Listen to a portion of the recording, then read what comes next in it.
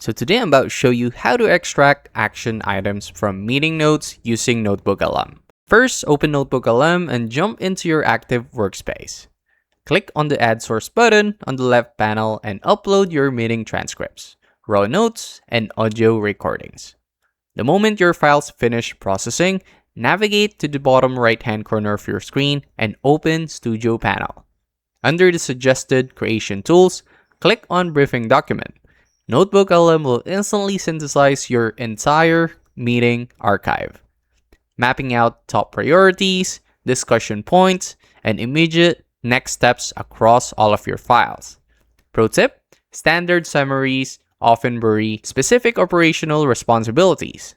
To pull out a highly precise task directory, head straight to the chat bar at the bottom, type an exact execution prompt like act as an elite executive assistant, scan my check meeting notes, and extract all explicit and implied actions items. Format the output into a clean markdown table with 4 columns: action item task, assigned owner, deadline, and status. NotebookLM will build a beautifully organized source-backed task tracker that you can instantly copy and paste straight into your team's project management tool.